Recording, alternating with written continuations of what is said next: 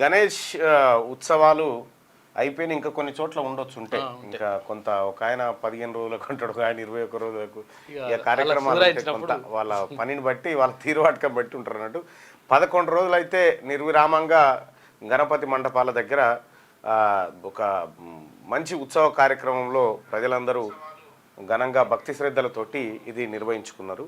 So మరి ఈ గణేష్ చవితికి సంబంధించి నిన్న ఏది ట్యాంక్ బండ్ దగ్గర ఖైరతాబాద్ వినాయకుడి విగ్రహం నిమజ్జన కార్యక్రమాన్ని దాదాపు అన్ని ఛానళ్ళు ప్రత్యక్ష ప్రసారంలో చూపించిన. అసలు ఈ గణేష్ విగ్రహం ఏంది, ఎక్కడి నుంచి వచ్చింది, ఈ సంస్కృతి ఏంది, అసలు ఎక్కడ స్టార్ట్ అయింది, దేనికోసం స్టార్ట్ అయింది, సో ఇది ఒక కీలకమైనటువంటి అంశం.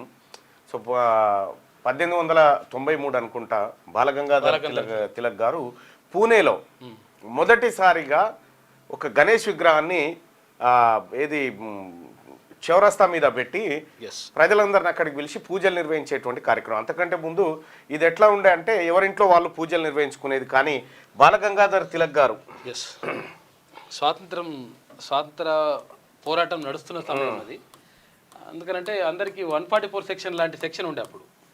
ఎందుకంటే ఒక్క దగ్గర గుమ్మిగూడ ఆడడానికి వీలు లేదు. దీంతో 1893 అనుకుంటా కదా పూణే బాలగంగాధర్ తిలక్ గారు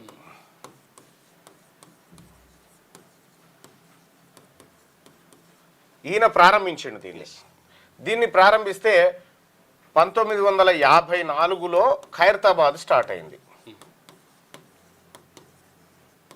ఖైరతాబాద్ వినాయకుడు స్టార్ట్ అయింది. అసలు బాలగంగాధర్ తిలక్ ఎందుకు గణేష్ విగ్రహాన్ని రోడ్డు మీదకి తీసుకొచ్చి ఉత్సవాలు చేయాలనుకున్నాడంటే దానికి ఒక కీలకమైనటువంటిది సుదర్శన్ చెప్పినట్టుగా అప్పట్లో నిర్బంధం, బ్రిటిష్ ప్రభుత్వంలో తీవ్రమైనటువంటి నిర్బంధం ఉండేది.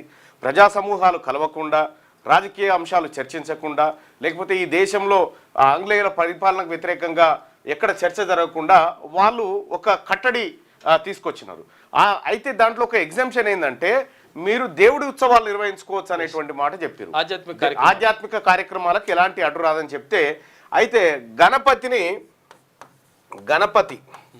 గణపతి మండపం ఏర్పాటు చేసి ఇక్కడికి ప్రజలందరినీ పిలిచి ఇక్కడ దేశభక్తి, ఇక్కడ స్వాతంత్ర పోరాటానికి సంబంధించినటువంటి అంశాలన్నింటినీ నూరిపోసే కార్యక్రమాన్ని మొదలు చేశారు. వాస్తవానికి గణపతిని పూజించడం కోసమో, గణపతి ఉత్సవాలు చేసి ఊరేగించడం కోసమో కాదు ఆ రోజు చేసిన. అప్పుడు చేసినటువంటి కాన్సెప్ట్ ఆంగ్లేయులకు